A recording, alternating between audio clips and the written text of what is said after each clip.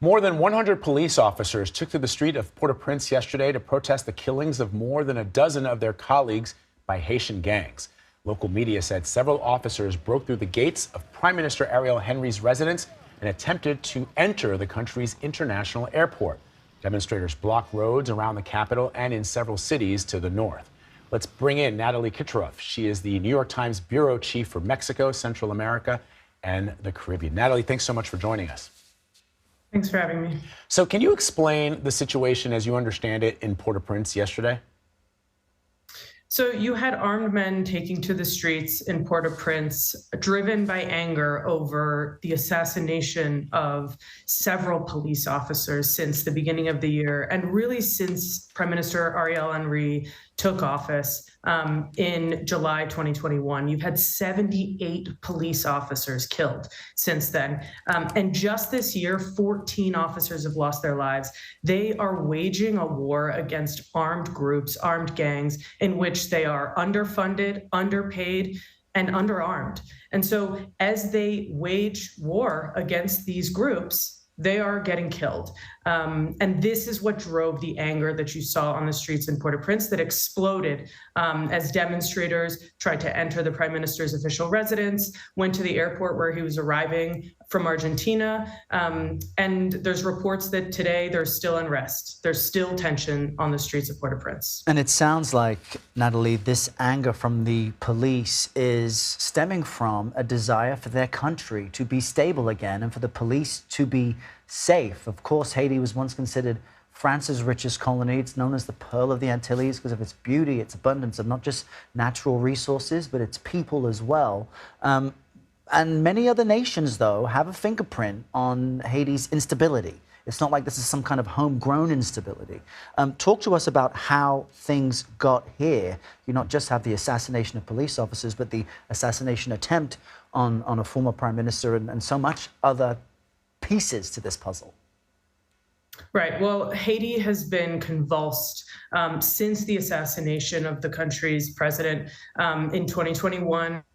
We've seen 18 months of real violence on the streets. Gangs have stepped into the void that has been left behind. And you have a police force that is trying its best in many cases to confront what is escalating violence on the streets as these gangs battle each other for territory and civilians are caught in the middle in the conflict, getting killed, raped every day. But the police don't have the wherewithal, they say, to effectively fight groups that are armed like paramilitary organizations, that have weapons of war, that have more ammo. And so what you're seeing is an explosion of frustration, anger, and fear from police officers who do not feel equipped to wage this war.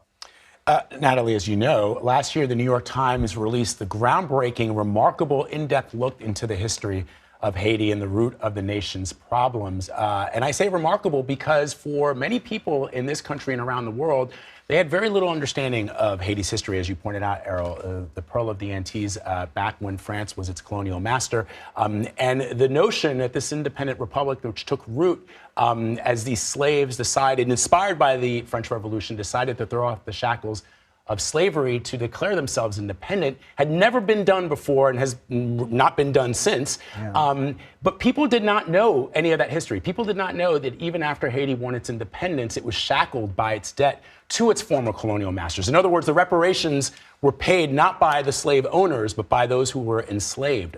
So why did the New York Times decide to do this report? Because it was really in depth. And as you know, it was very groundbreaking. People all around the world remarked on how amazing it was. Well, in order to understand the position in which Haiti finds itself today, you have to look back at that history.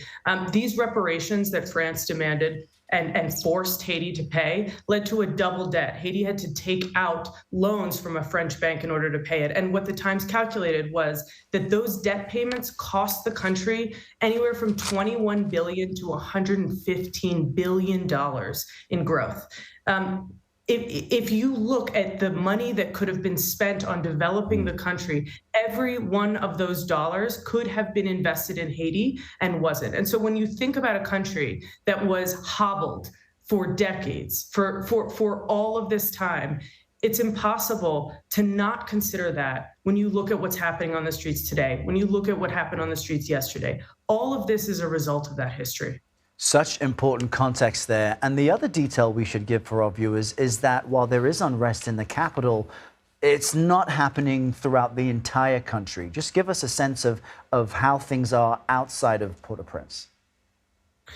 You know, I mean, things change every day in Haiti, so we got to be careful about exactly what we say and when we say it. Right now, of course, the most activity and the most tension is in Port-au-Prince, where you do have protesters that are blocking streets. You had gunfire outside the Prime Minister's residence yesterday, and so that's where our focus is. And yes, outside of Port-au-Prince, it's not quite as tense, not quite as acute, but I think it's important to remain vigilant and to keep your eye on the news today and in the days going forward as we see how this develops, because it is a developing situation. Yeah, that historical debt, weight around the nation's neck certainly was one of the contributing factors to the instability we continue to see now. Natalie Kitroeff, thank you very much. Thank you.